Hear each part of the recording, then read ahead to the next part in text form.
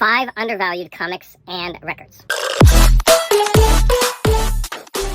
Hi, welcome to Garage Geek. I'm about ready to go to an art exhibit. I'm very excited about it. I want to thank Gore Vidal and Sleepy Reader for putting this on my radar. You'll probably see a video about this later. However, Mr. E, the low-grade king, shouted me out to show my 5 underappreciated comics. Number 1, I really encourage you to go to his channel, Mr. E, the Low Grade King. I'll put a link in the description and check out his videos. He's always showing so many comics and he spends a lot of money. He doesn't mind if his comics are less than perfect, which I love, but he will also shell out the big bucks for less than perfect comics, which is something I won't do. So I'm going to go ahead and show my 5 comics first, and I'm going to show 5 albums. I'm going to say that when I was growing up, the team-up books were some of my favorites.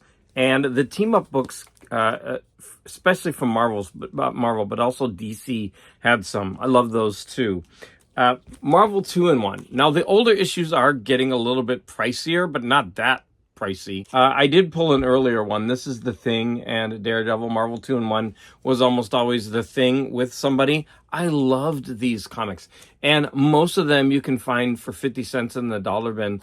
And they're, from what I remember, I haven't read them since I kid.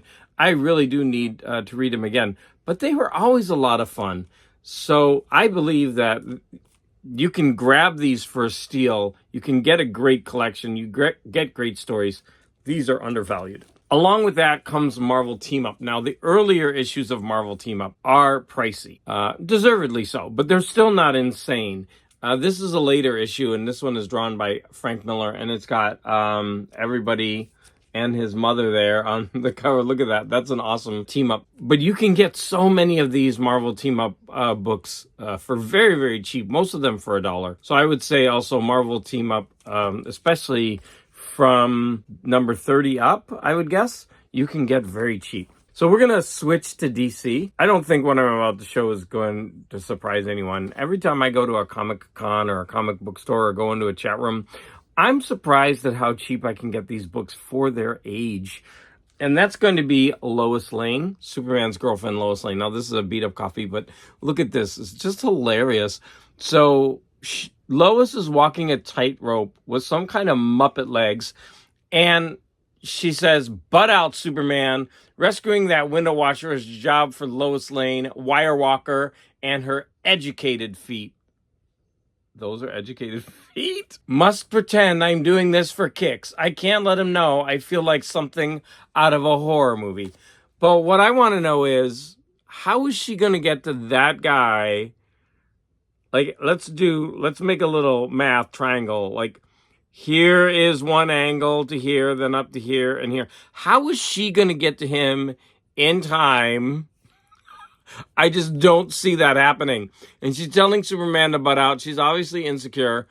But Superman is definitely going to be the only one that can save that guy. So Lois, I don't know. And look at her smart jacket. That is awesome. Like, her outfit does not match at all. I don't know what was going on. But yeah, maybe she should have worn some shades of green to match her legs.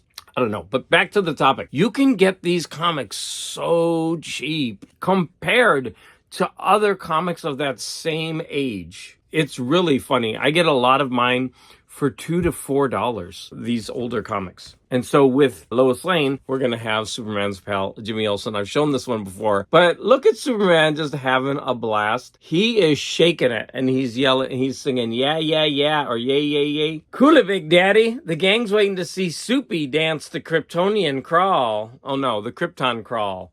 Next. "Superman, stop dancing. There's an emergency down the street." So the old stuffy Perry White. "Go, Superman, go. Ooh-wee." "Bouncier than the Beatles." Oh my gosh, that's a Beatles reference on the cover. "More electrifying than Elvis." There you go, you got Elvis too. "See Superman strut the Krypton crawl." I mean, this thing was so cheap. It's so undervalued. I'm happy, because I need to fill my run. Okay, the last one is going to be also from DC, but I'm shocked at how cheap I can get most copies of Action Comics from almost all eras. Now, this one is John Byrne. Look at that cool cover. Like, if you look at it this way, that's... Oh, no, I thought that was the city. So that's the sun. How are these two flying in space? Can those two fly in outer space? Wait, is that the sun? I don't know what's going on. Shadow War, the epic climax. Superman and Hawkman. Well, what about Hawkgirl? She's not mentioned, but she's on the cover. That's just sexist. No wonder these are cheap. So anyways, that John Byrne, look at that. I mean, for $1, this stuff is really undervalued. All right, I'm going to switch to albums. I'm going to tout the Living Stereo collection. You can find so many of these in the dollar bins. Now, I have seen prices go up on many of these a lot. Like, record shops are catching on. Even my local record store, I've seen them change the prices on these. But you can still find a lot of these in the bargain bins. Next, I'm definitely going to plug my Stereo 4. I mean, these things are dollar bin fodder, and they're nice. I do not understand why these are so undervalued. Next, we're going to talk about Windham Hill. Again, record shops are catching on, and a lot of these are going up to the $4 and $5 mark. But you can still find many of these in good shape for $1 or $2. And that is going to be the Windham Hill collection. So much old classical can be found in the dollar bin. And when you put one of these on, just fills up your room with sound. This is an old series, great artists at the Met, and we've got this, look at this really beautiful cover. And we have Placido Domingo looking very pensive, but yeah, dollar bin. And finally, musical history. Recordings that were at the dawn of recordings. The beginnings of movies and movie musicals. This one is Happy Day. Yeah, $1. The series of these types of albums really are an education in music history and also film. You can take one of these albums and then just go on a research romp, looking up the movies, looking up the musicals, looking up the actors, looking up the movie posters. These things are so much fun, and they're undervalued at $1. So I'm supposed to shout some people out.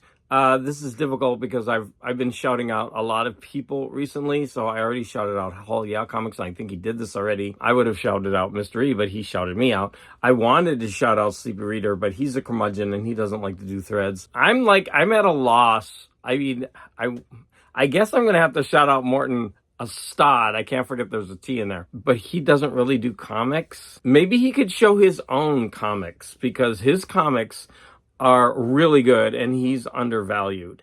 So I could shout out Morton Assad. I don't think Larry's Library likes to do threads either. So I'm going to shout you out, Larry's Library, but if you don't want to make a thread, then don't do it. I could shout out some of my vinyl cronies, like This Is Music or Guz69. Guz could show metal albums that he feels are underrated. Yeah, I'm kind of like, I don't want to shout people out because I just shouted out so many and then they had to make videos and they're probably tired of that already. So I'm going to leave it there. I said a bunch of names. I felt bad saying some of them. So it's better if I just stop now and don't say anymore. And I want to again thank everyone out there for the support.